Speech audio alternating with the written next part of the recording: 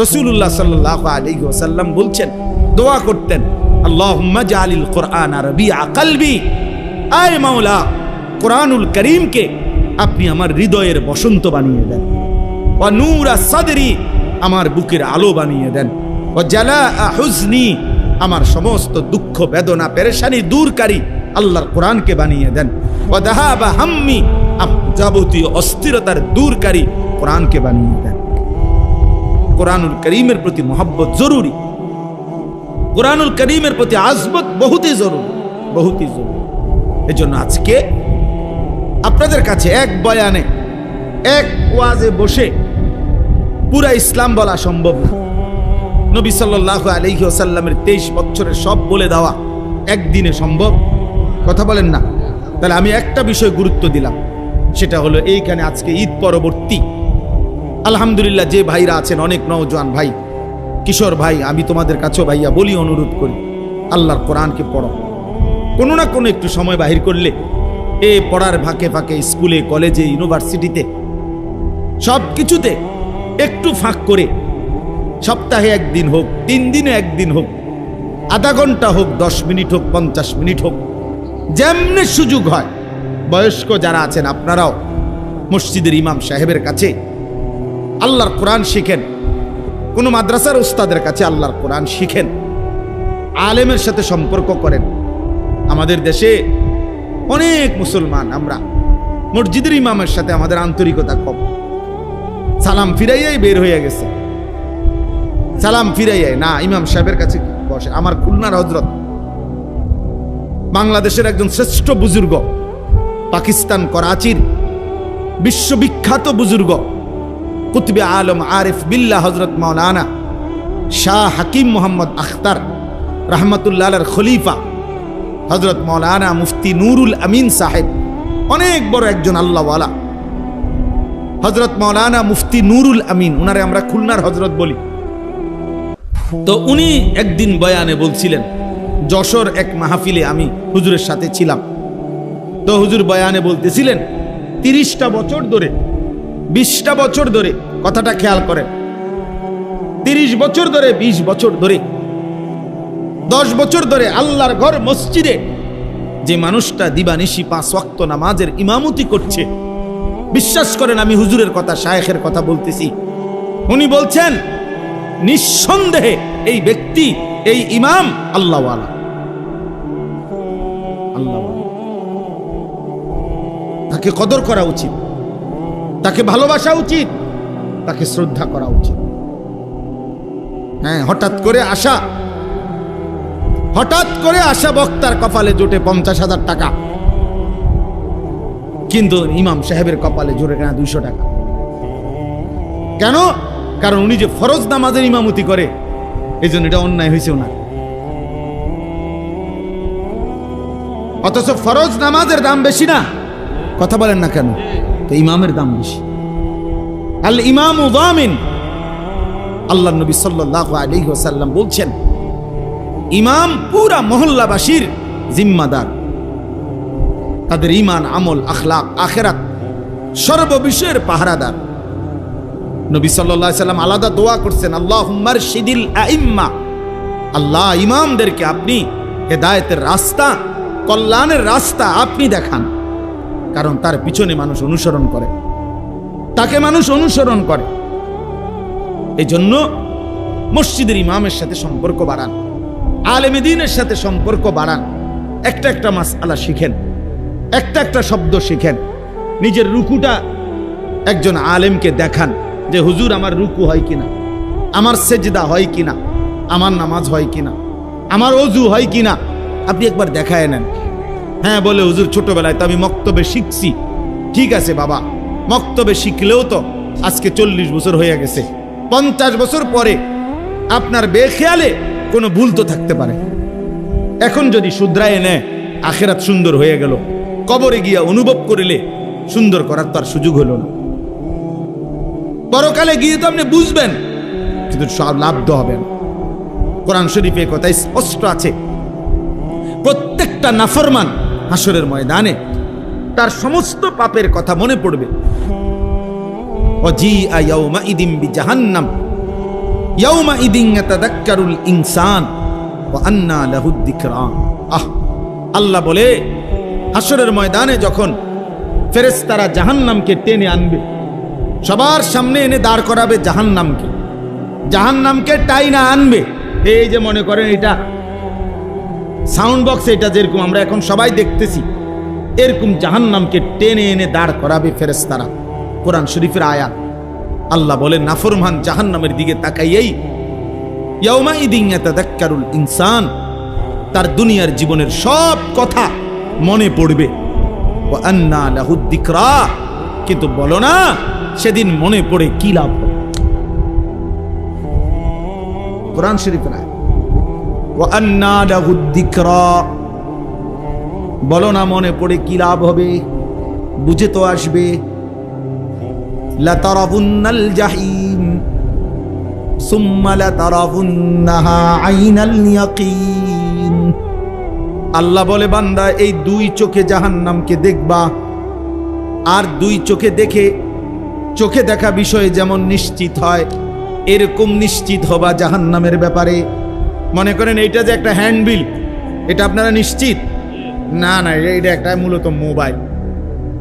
হ্যাঁ আমি প্রধান বক্তা। আরে আমি বলতেছি মিয়া, এটা একটা মোবাইল মূলত। কথা বলেন না আপনারা? আমার সার্টিফিকেট জানেন, আমি অনেক পড়ালেখা করছি। আমি বলতেছি এটা মোবাইল, আমি মাস্টার্স পাস। আপনি কবেন কি আপনি মাস্টার্সের গোষ্ঠী গেলেন মিয়া?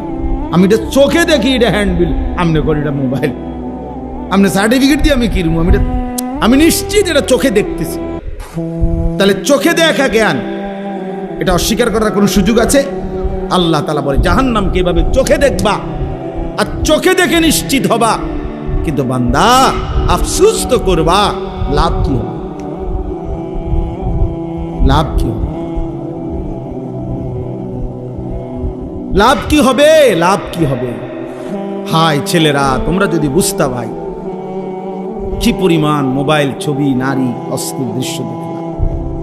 কেনই দেখো, কারে দেখো, কার মারে দেখলা, কার বোনেরে দেখলা, কেন দেখলা? 18 বছরের যুবক, তোমার এত নারী দরকার, এত উলঙ্গ ছবি দরকার? এত অল্প বয়সে যদি এত বড় অসভ্য হয়ে যাও, বাকি জিন্দেগি কেমনে পার করবা ভাইয়া? 16 বছরে যদি এত উলঙ্গ ছবি দেখে ফেলো, হায় হায়, বাকি জীবন কি করবে? 18 বছর না যাইতেই যদি এত সারা রাত মোবাইলে নারীর ছবি, নাচ, গান, উলঙ্গ দৃশ্য দেখো, হায় হায় জানোয়ার, আগামী জিন্দেগি কেমনে চালাইবা?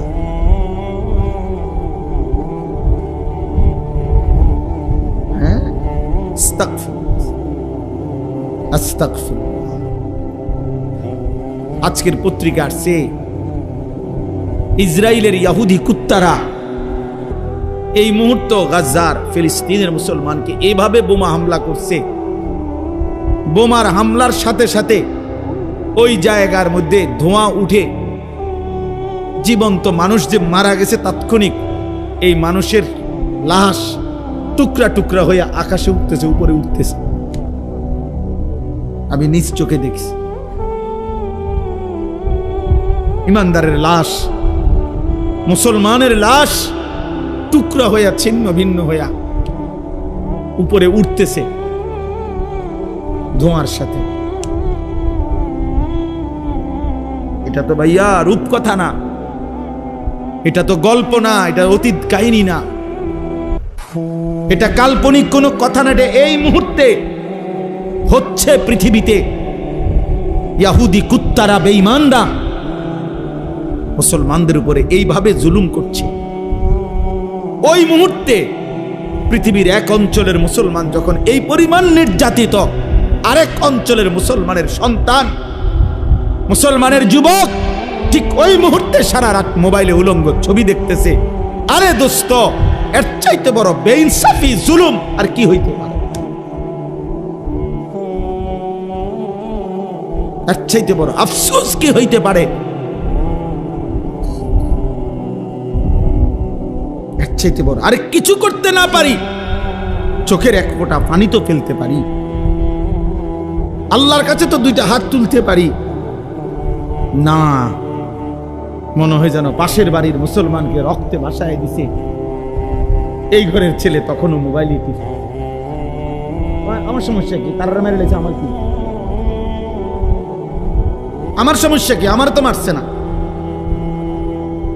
আমারও তো মারছে না।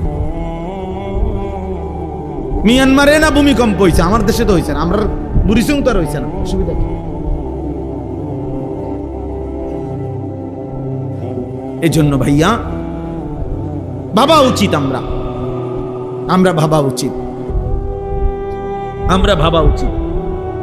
প্রতিনিয়ত প্রতি মুহূর্তে মুসলমানের উপরে জুলুমের মাত্রা, নির্যাতনের মাত্রা বেড়ে যাচ্ছে।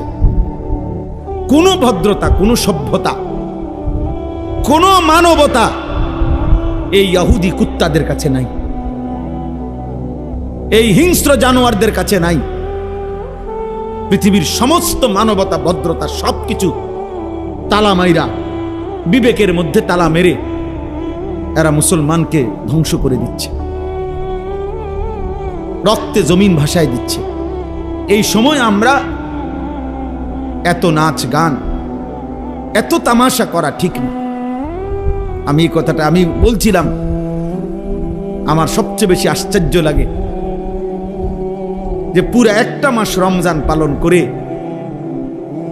30 দিন 29 দিন লাগাতার যে রোজা রাখলো, তারাবি পড়লো, একটা মাসের রোজা রমজান পালন করার পরে ঈদের দিন, একেবারে রমজানের পর প্রথম দিন, আজকে মাত্র রোজা শেষ হইল, আজকে ঈদের প্রথম দিন, এই প্রথম দিনে এক মাসের রমজান পাওয়ার পরেও একদিনেই, প্রথম দিনেই যারা নাচ গান, অসভ্যতা, বেহায়াপনা, যাদের ছেলেরা বেপর্দা, মেয়েরা বেপর্দা ঘুরলো ফিরলো, গাইলো, হাসলো, নাচলো, গাইলো, ঈদের দিনে অসভ্যতা আর নোংরামি করলো, আহা, তাদের একটা মাসের রমজান দিয়ে তাদের অর্জন কি হলো?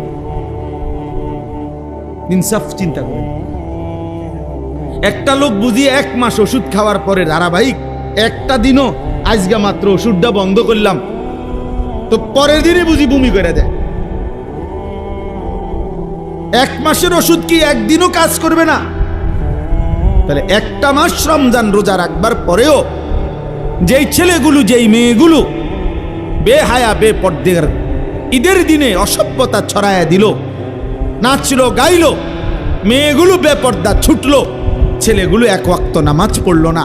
আহা বাপ, এখানেও যদি এমন কেউ থাকো, তোমারে আমি হাত জোড় করে বলি, বন্ধু বলো, এত বড় রমজান দিয়ে তোমার কি অর্জন হলো? মুসলমান এত বড় অসভ্য হয়? মুসলমান এত বড় অসভ্য যে আল্লাহ তাআলা বললেন, বান্দা আমি রহমত দিলাম, মাগফিরাত দিলাম, নাজাত দিলাম, জান্নাতের দরজা খোলা করলাম, জাহান্নামের দরজা বন্ধ করে দিলাম, শয়তানগুলো বন্ধ করে দিলাম, প্রতিটা নেকি 70 গুণ বাড়ায়া দিলাম। আমি আল্লাহ তাআলা ইতিকাফের সুযোগ দিলাম, সবে কদরের নিয়ামত দিলাম। আমি আল্লাহ তাআলা ইফতার, আমি তারাবি, আমি সাহারি, আমি রোজা, সব কিছুতে নেকি নেকি নেকি নেকি নেকি নেকি নেকি নেকি দিলাম। রোজাতেও নেকি, তারাবিতেও নেকি, ইফতারেও নেকি, সাহারিতেও নেকি, ইতিকাফেও নেকি, সবে কদরে 1000 মাসের চাইতে, রাতের চাইতে বেশি নেকি। এত কিছু দিয়ে তারপরেও তুই নাফরমানের মন গলাইতে পারলাম না। মাত্র চাঁদ উঠাইলাম, তুই সাথে সাথে আমার নাফরমানি আবার শুরু করে দিলি। লানত তোর উপরে, লানত, লানত তোর উপরে, লানত। ঈদের দিনের ওই বেপর্দা নারীর উপরে লানত,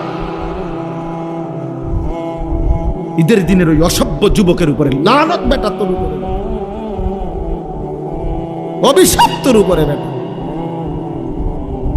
কেমনে পারলি বেটা তুই? বেটা তুই না একটা মাস রোজা রাখলি বেটা?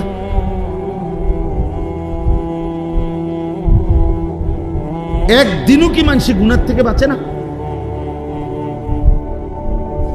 আল্লাহ আমাদেরকে বিবেক দান করেন, আল্লাহ আমাদেরকে বুঝ দান করেন। তাহলে আমার কথা শেষ। আল্লাহ তাআলা বলছেন, এই যে আয়াত আমি পড়ছি, এই আয়াতের মধ্যে আল্লাহ তাআলা বলছেন, ইউরিদুল্লাহু বিকুমুল ইউসরা ওয়ালা ইউরিদু বিকুমুল উসর। আল্লাহ বলে, বান্দা বিশ্বাস করো, শরীয়তের নামে, বিধানের নামে আমি কোনোটাই তোমাদের জন্য কঠিন করি নাই, সহজ করেছি।